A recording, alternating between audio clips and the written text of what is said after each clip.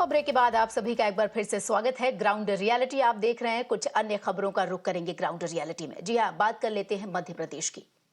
देश में जंगली जीव तेजी से लुप्त होते जा रहे हैं और एनिमल एक्टिविस्ट सवाल कर रहे हैं कि ऐसा आखिर हो क्यों रहा है।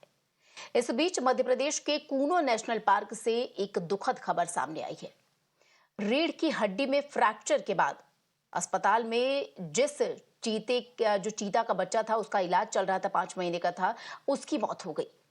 बताया जा रहा है कि शावक खेलते समय पेड़ से नीचे गिर गया था। शावक का जन्म इसी साल मार्च में हुआ था। शावक की दुखद मौत के साथ अब कूनो में कुल 25 चीते बचे हैं, जिनमें 13 वयस्क और 12 शावक शामिल हैं। सभी शावक पूरी तरीके से स्वस्थ बताए जा रहे हैं। फिलहाल आपको बता दें कि कूनो में ये 12वीं चीते की मौत हुई है।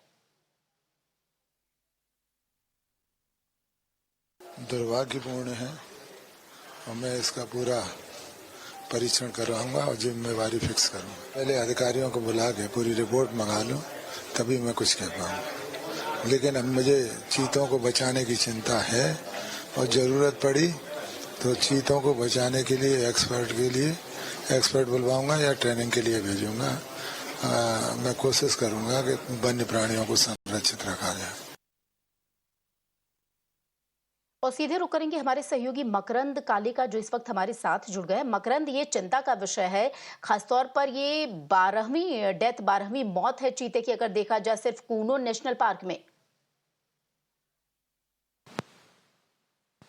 जी बिल्कुल, और लगातार चीतों की जो डेथ हुई है, कि जो चीतों की मौत हुई है, खासतौर पर जो शावक हैं उनको बचाने में प्रशासन जो है वो नाकाम साबित हो रहा है। हालांकि अच्छी बात यह है कि 25 जो चीते हैं, जिसमें 13 जो है वो एडल्ट हैं और 12 जो है शावक हैं, वो अभी सलामत हैं और ये खुशी की बात है कि वो अभी स्वस्थ हैं। जिस शावक की मौत हुई है उसको सोमवार को ऐसी स्थिति में पाया गया कि वो चल नहीं पा रहा था। उसकी पीठ में चोट जैसी आशंका थी और उसके बाद आनंद फानंद में अस्पताल ले जाया गया। वहां पर ये जांच में पाया गया कि उसकी रीढ़ की हड्डी में चोट लगी है। इलाज की कोशिश की गई लेकिन वो बच नहीं पाया। एक गामिनी नाम की मादा चीता है जिसका ये शावक था। उसने मार्च में ही 6 शावकों को जन्म दिया था, जिसके दूसरे शावक की आज माफ कीजिएगा कल मौत हुई है। तो ऐसे में प्रशासन कोशिश कर रहा है कि ज्यादा से ज्यादा चीतों को बचाया जा सके। अच्छी बात यह है कि जितने चीते अफ्रीका से लाए गए थे उनके मुकाबले संख्या अभी ज्यादा है। शावक बच रहे हैं बहुत सारे, लेकिन और भी ज्यादा प्रबंधन की आवश्यकता है। जैसा कि वन मंत्री ने कहा कि जो शावक है उनको बचाना, जो जंगली जीव हैं, जो चीते खासतौर पर हम अफ्रीका से लेकर के आए हैं, उनको बचाना बहुत जरूरी है और उसके कंजर्वेशन के लिए, उनको बचाने के लिए हर संभव प्रयास किए जा रहे हैं। एक्सपर्ट्स की टीम भी लगाई जा रही है। तो प्रशासन अपनी तरफ से कोशिशें बहुत कर रहा है, लेकिन मॉनिटरिंग बढ़ाए जाने की जरूरत है, क्योंकि बार बार स्थानीय लोग और जो वन्य जीव संरक्षण के एक्सपर्ट्स हैं, जो एनजीओज हैं, वो आरोप लगाते रहे हैं कि ठीक से देखभाल नहीं की जा रही है।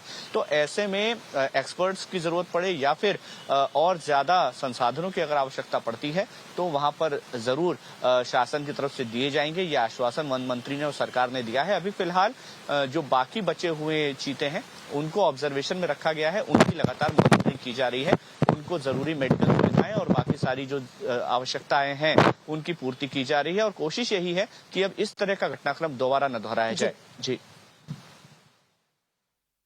जी बिल्कुल मकरंद, आपसे ये भी जानना चाहूंगी कि जो एसआईटी की रिपोर्ट थी, उस रिपोर्ट में देखिए कई खुलासे हुए हैं, जिसमें से चिकित्सा लापरवाही एक ये भी सामने आए कि निश्चित तौर पर मेडिकली जो है वो शायद वो सुविधाएं उन तक नहीं पहुंच पा रही हैं। इसका भी जिक्र किया गया उस रिपोर्ट में।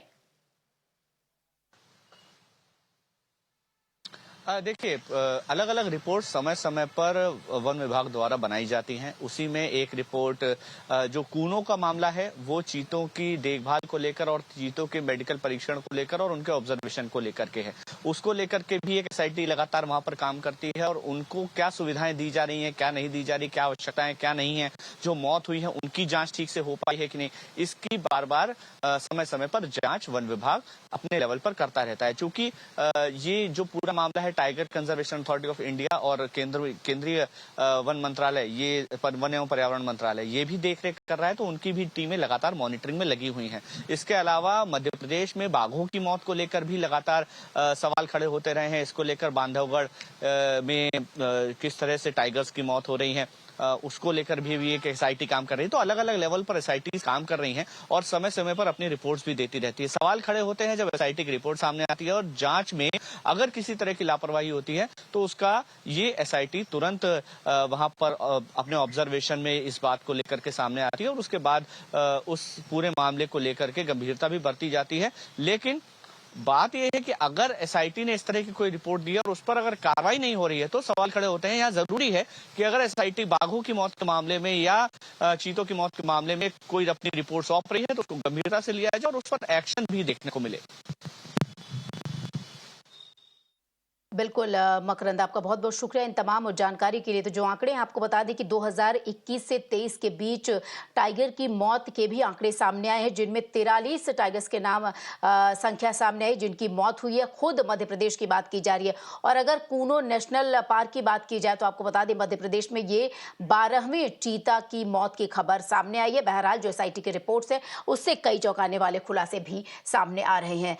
मकरंद, आपका बहुत बहुत शुक्रिया इन तमाम जानकारी के लिए।